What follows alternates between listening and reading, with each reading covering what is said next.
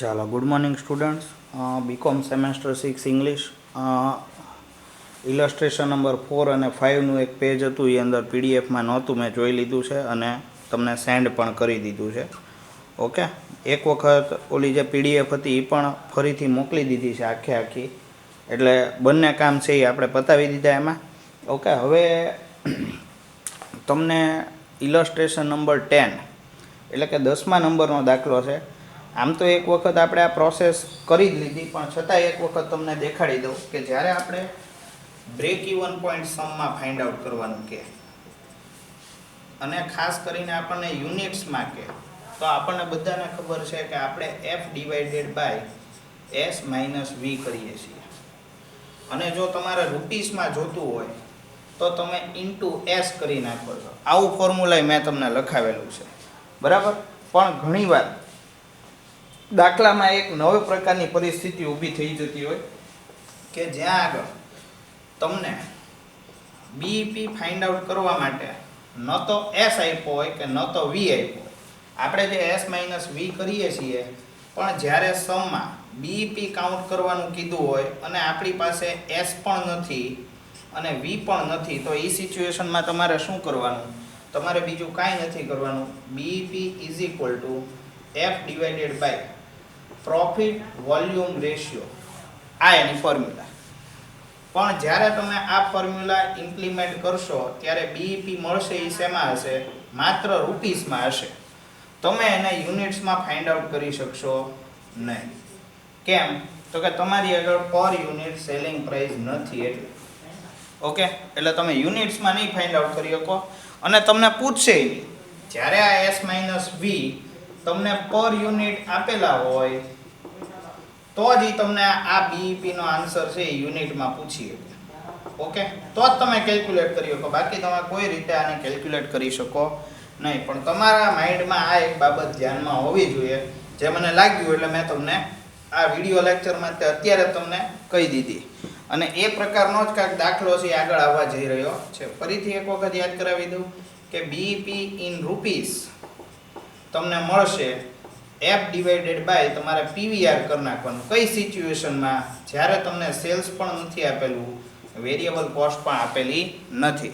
Okay, તો આ વસ્તુને આપણે ખાસ ધ્યાનમાં રાખશું.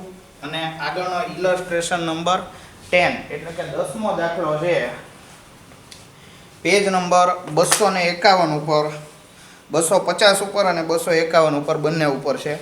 ઓકે, તમે ચેક કરશો તો તમને ફ્રોમ ધ ફોલોવિંગ ઇન્ફોર્મેશન, જો એમાં 2 પાર્ટ એટલે કે 2 ભાગ પાડેલા છે.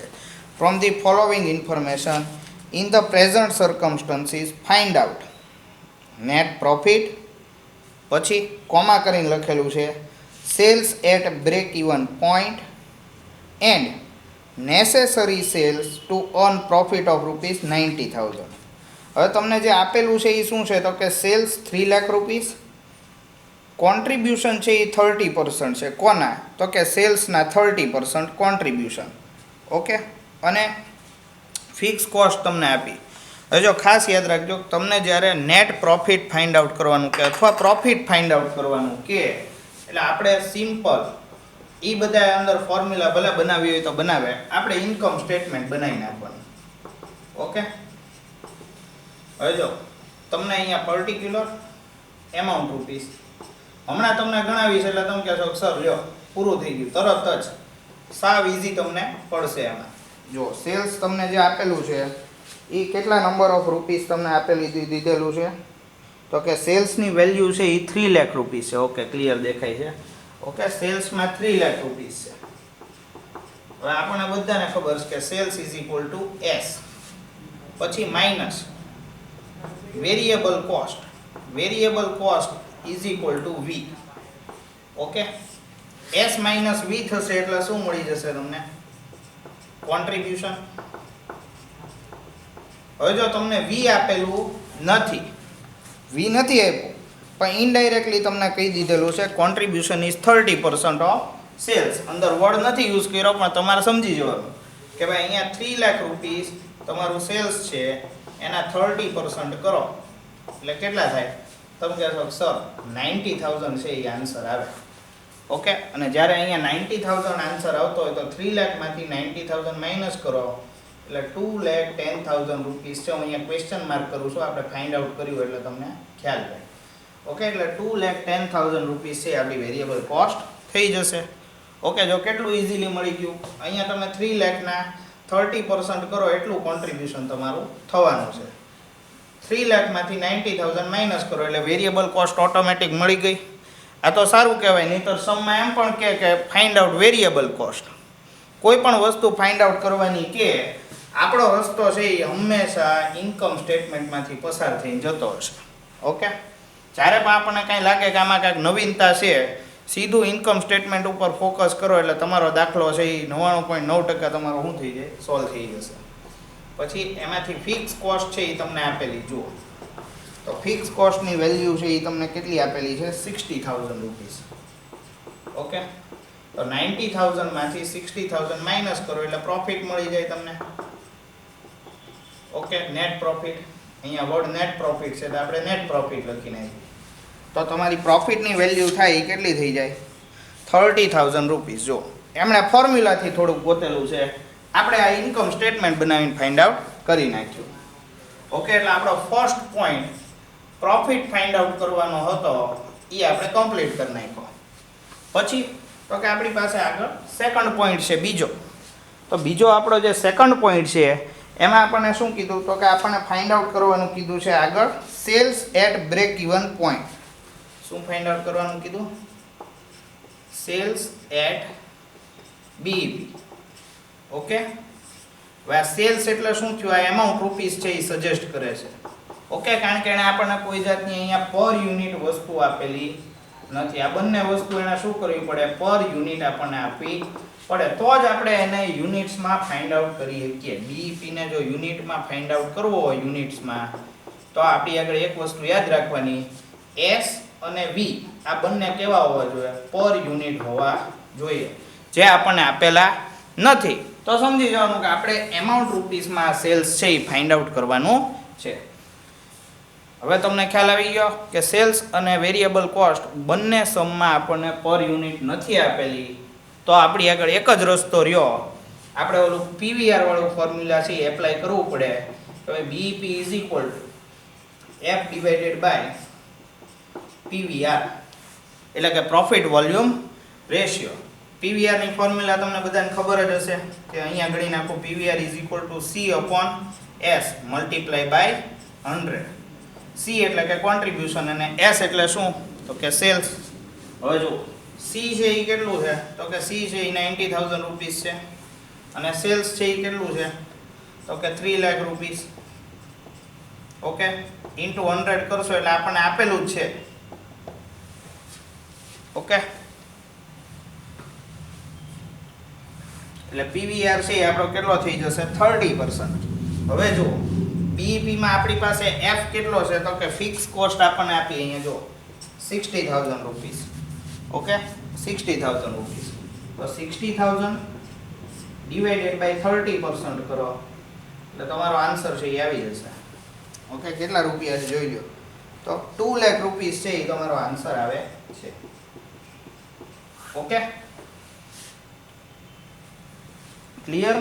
એટલે ખાસ યાદ રાખજો કે જ્યારે આપણી પાસે પર યુનિટ, ફરીથી એક વખત રિપીટ કરી દો, ભલે તમને એમ લાગે કે સર વારે વારે કહે, પણ એક વખત જો આ કન્સેપ્ટ તમારા માઇન્ડમાં આવી ગયો તો દરેક વખતે આ દાખલામાં કામ લાગશે. કારણ કે એક્ઝામમાં આપણને જ્યારે દાખલો પૂછાય ત્યારે આ રીતની સિચ્યુએશન પણ હોય અને ઓલી સિમ્પલ સિચ્યુએશન હોય. ઓકે, આપણે બંને સિચ્યુએશનમાં ગણી શકવા જોઈએ. ઓકે, એટલે આ 2 લાખ રૂપીસ છે એ તમારો આન્સર થઈ જશે. પછી તો કે તમને થર્ડ પોઈન્ટ શું ફાઇન્ડ આઉટ કરવાનું કીધું છે? થર્ડ પોઈન્ટમાં તો કે થર્ડ પોઈન્ટમાં તમને ફાઇન્ડ આઉટ કરવાનું કીધું છે એ છે, એક વખત ચેક કરી લઈએ દેખાય છે કે નહીં બોર્ડમાં. ઓકે, દેખાય છે. ઓકે, હવે થર્ડ સિચ્યુએશનમાં તમને કીધું ત્રીજી વસ્તુ શું કીધી? Sales required to earn profit of ₹90,000. Sales required to earn profit of ₹90,000. જો હવે સેલ્સ રિક્વાયર્ડ વાળું ફોર્મ્યુલા આપણને ખબર છે to earn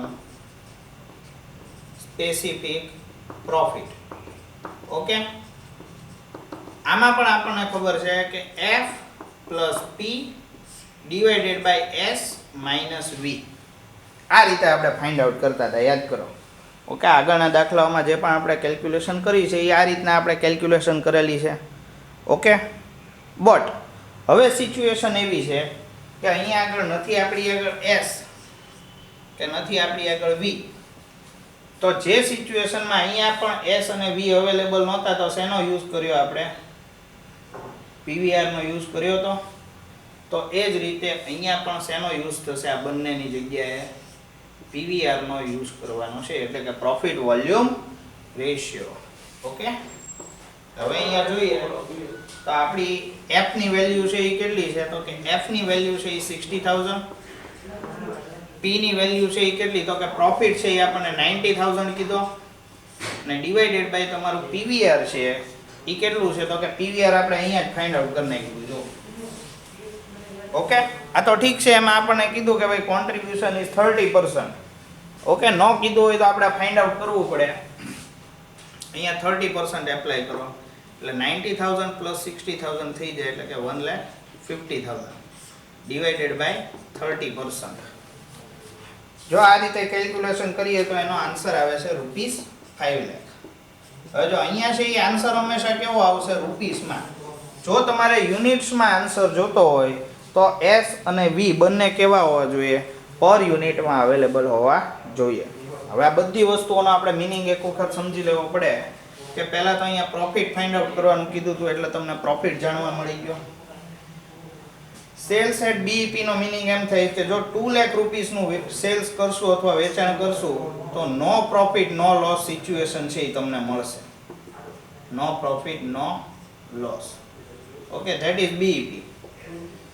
કે જે લેવલ ઉપર કંપનીને નથી પ્રોફિટ થતો કે નથી લોસ થતો. આગળની સિચ્યુએશનમાં શું કીધું? Sales required to earn profit of ₹90,000. એટલે કે જ્યારે પ્રોફિટ મારે 90,000 એટલે કે 90,000 રૂપિયાનો કમાવો છે, તો એ પરિસ્થિતિમાં મારે કેટલું સેલ કરવું પડે અથવા તો કેટલા રૂપીસનું મારે સેલ કરવું પડશે?